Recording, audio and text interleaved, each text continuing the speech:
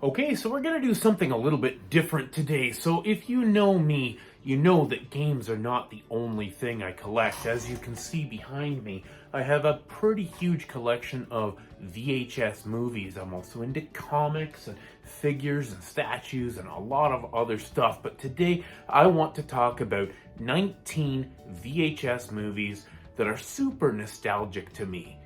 Let's get into it. Alright, so I have got a stack of VHS movies and some box sets here that I want to share with you that just bring back the most wonderful, warm, fuzzy memories for me every time I look at these. Now, you can't really see, but off camera here I have a CRT TV and a VCR, and I absolutely love to host movie nights here with my friends and my family. Just last night, actually, I watched The Mummy with Brendan Fraser with my friend Alex, and it was such a nostalgic experience, and it's why I wanted to come in here and talk today about the memories surrounding these things and what collecting stuff like this does for you. It gives you the same sort of rush as collecting old video games or old music like records or anything like that, where it brings you back to a place and a time when things were simpler and things were, I don't know, they just had that glossy, sort of feeling in your memory where you can't think negatively about it at all. So I watched The Mummy last night and absolutely loved the experience. It looked great on my CRT TV. This movie is so much fun. You know, what was really interesting about this is all the trailers and commercials before the movie started playing, where they were promoting all kinds of Universal monster movies and Alfred Hitchcock stuff, as if they were positioning this movie as kind of a horror movie, but it's really not. Looking back on it, it's more of a adventure comedy, of course, but funny how they positioned that movie anyway. Another movie that means a ton to me, that I've gone back and watched over and over and over the years on different mediums, but I've gone back to it now on VHS, and that is Ferris Bueller's Day Off. I mean, classic John Hughes film, can't go wrong. If you haven't played some of these movies on VHS, there's a certain quality, and it's funny, mentioning The Mummy, special effects that are, older special effects that don't look the greatest, they look fantastic on a CRT TV on a VHS tape. When you blow something up that was never shot in the highest resolution, and you take those crappy special effects from the late 90s and early 2000s, and you digitize them and spread them out to 4K or whatever on a Blu-ray, it just doesn't look right. But when you see this in 480p on a CRT TV, the special effects look just fine. They look fantastic, and that is sometimes movies that were made in the era when this was the current format, it's often better to watch them this way. A lot of people will disagree, and sometimes remasters can go very, very well, but sometimes they don't go so well. Another movie that we watched actually last week was Days of Thunder, Tom Cruise. Classic movie. If you're into NASCAR racing, this movie is really an in-depth look into the society around NASCAR racing. It's an adventure, it's a drama, and it's exciting. It's just a fantastic movie. So many memories of watching that with my dad back in the day. Another movie, actually two movies that are kind of similar, or I tend to group them together. These are movies that I came to later in life, in my late teens and early 20s, that I absolutely came to love, and actually neither one of these movies are particularly popular, or at least they weren't back in the day. But I am a huge Kevin Costner fan, and I absolutely love The Postman and Waterworld. Absolutely love these movies. The Postman is this cool post-apocalyptic story of, humanity trying to rebuild a civilization after the apocalypse, and then Waterworld, again, very similar. There's an apocalypse, the world is covered in water, and, humanity is trying to find their way to the mythical dry land that exists somewhere and restart civilization. Absolutely love both of these movies. Watch them over and over and over again. I watch both of these movies pretty much every year. A little bit older movie that I remember from my childhood watching with my dad, and I actually watched this with my friend Alex a couple of weeks ago. Arnold Schwarzenegger, Danny DeVito in Twins. Hilarious movie. Some of the Schwarzenegger comedy movies are just fantastic. I could easily have included Kindergarten Cop in here as well, but I thought one Schwarzenegger movie was enough. But Danny DeVito and Schwarzenegger are twins in this movie, and you gotta wonder how that could happen. If you haven't seen the movie, go ahead and watch it. Find it on VHS or watch it wherever you watch your movies, but definitely worth a watch. Another movie from my childhood that I remember so fondly in the days of renting VHS tapes and bringing them home on a weekend. I rented this movie, I'm not gonna lie, probably 30 times in the space of 2 or 3 years of my childhood, and that is Willow. George Lucas, Steven Spielberg movie. It's a fantasy. It's a completely standalone story, but I absolutely love it, and I love it to this day. This is another movie that I watch probably at least yearly. I just can't get enough of this movie. It reminds me of being like a 10-year-old kid. I love fantasy in general, and back then we didn't have Lord of the Rings. We had stuff like this and Lady Hawk and a couple of other fantasy movies, but fantasy, in the 80s, fantasy was kind of considered super nerdy. It was basically only for like Dungeons and Dragons weirdos. We don't think they're weirdos anymore, but back then we did. So, something like this really stood out as something that you didn't see very often. A high-quality fantasy epic. Another movie, I had no idea what I was watching as a kid, but I thought Dick Tracy was super cool. Absolutely loved this movie. I went on to learn later as I became a comic book fan that this was a 40s pulp detective comic book series, and it had been made into several different permutations over the years.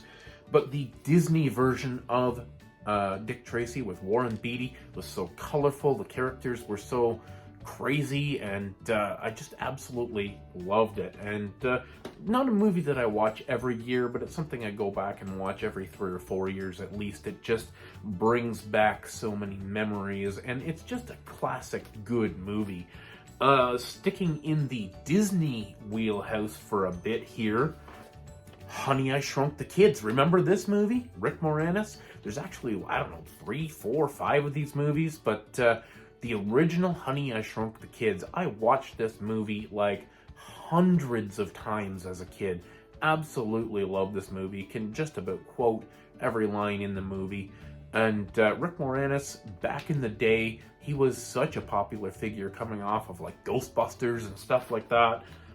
Absolutely loved him. And here we go with another Disney movie, Who Framed Roger Rabbit. God, this thing was amazing back in the day. You don't think of it now in the era of CGI and things like that, but this was a very difficult movie to make. They had really not done a whole lot of AAA Hollywood movies that were mixed animation and live action. This movie really stood out at the time. There was another movie that came out around the same time, Cool World. But these movies really stood out at the time, mixing animation and live actors, and it was interesting to see how they executed it, and it turned out fantastic. This movie is on all kinds of lists of best kids movies and stuff like that. I mean, this, if you haven't seen it, it appeals to all ages, really. It's just a fun little romp, and it's so cool to see so many different cartoon characters all under one banner, which was super cool. All right, moving away from Disney here for a second, a movie that just about defined me as an 8-year-old kid. I probably watched this movie 200 times at least as well. I remember we rented it, and actually I think we pirated a copy or something, copied it between 2 VCRs or something, and I watched this movie over and over and over and over, and that is Short Circuit, the story of a little military robot that comes to life and wants to be, a real boy, so to speak. Great family, great entertainment, great comedy. It was a funny movie. And even to this day, I love watching this with my kids. My daughters love it as well. And I just can't speak highly enough of the vibe that you get from sitting down and watching something like this. It's just incredible. Another movie, again, moving back to Disney, The Rocketeer. The Rocketeer is another comic book character that I really wasn't familiar with when this movie came out. It was another kind of 40s pulp character. I've since gone back and collected a whole bunch of the comic books and stuff. I absolutely love The Rocketeer. I really love movies that operate in like that older kind of 40s, historical, but superheroes, but like in the past. I really like that concept, and there are some other movies that did that very well as well.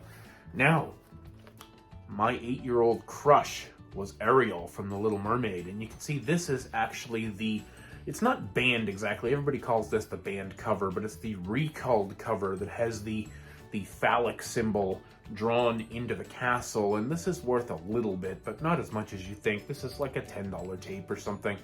But the memories I have here of literally, as Ariel's floating around in the boat and the fish are singing Kiss the Girl, I can remember trying to kiss the TV screen because I was absolutely in love with her. Super weird, right? I was 8. Come on, cut me a break.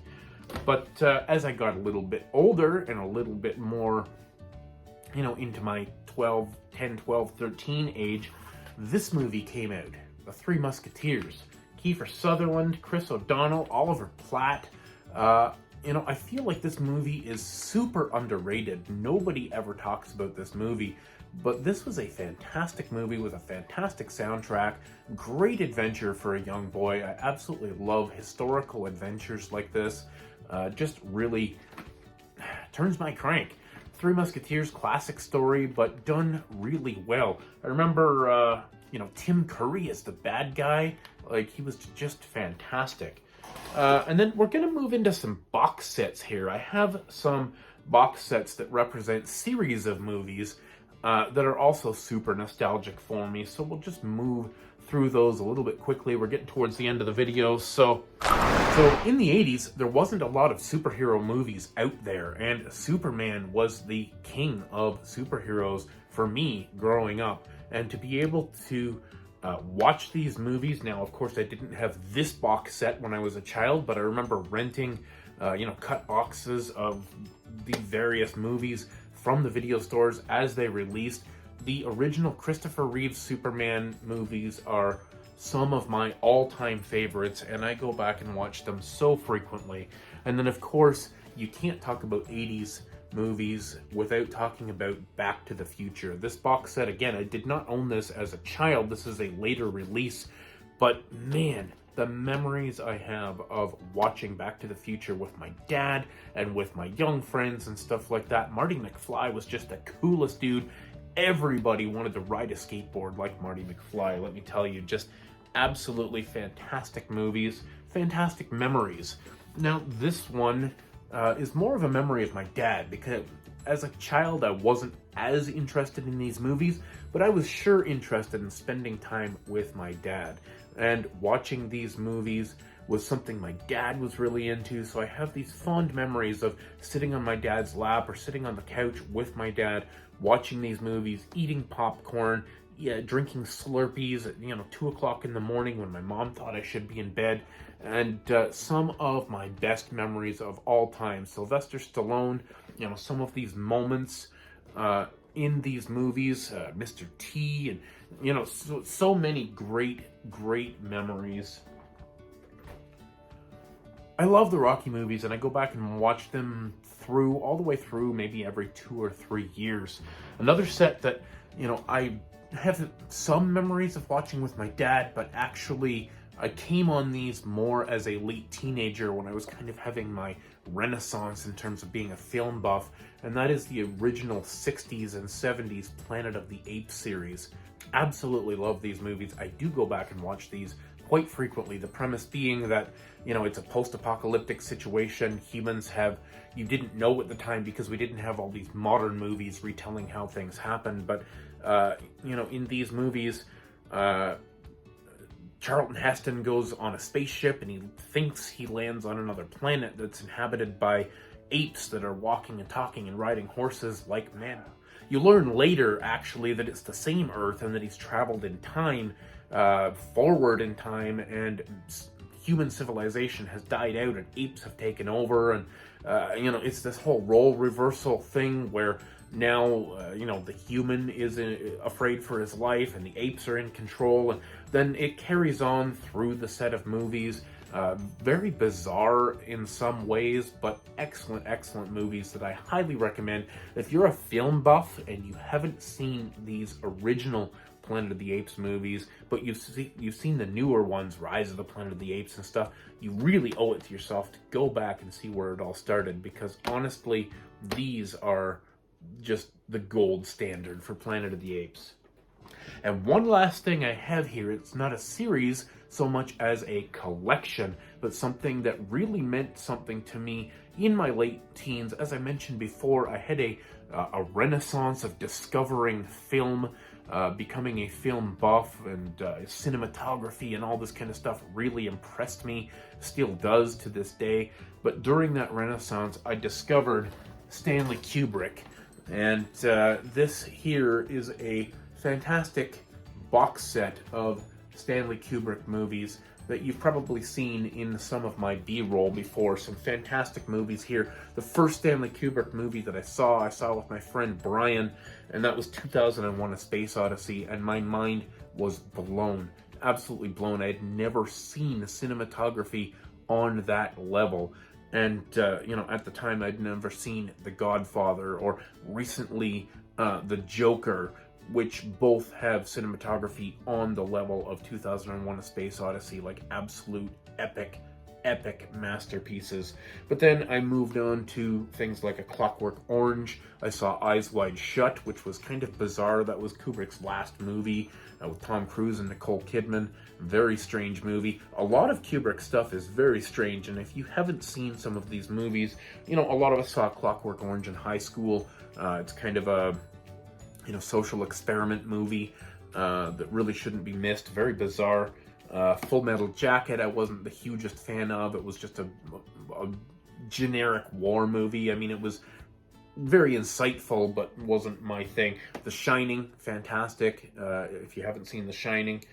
Dr. Strangelove, the most bizarre movie, but again, Stanley Kubrick really liked to dive into mental conditions, like into the mind of man, the psychology of man, and come up with these, you know, these crazy premises. So something that really means a lot to me, and I'm so happy to be able to share this stuff with you. So the question now is, the question of the day: what are some of your favorite movie memories? What are some of your favorite VHS memories? Specifically, if you're older like me, you must have some VHS memories, and I'd love for you to share them with me down in the comments. Don't forget to hit the like button on your way out. Subscribe if you're new here, because I put up all kinds of different wacky, weird stuff about games and 90s and 80s nostalgia. So thanks so much for watching. Thanks for subscribing. Stay classy.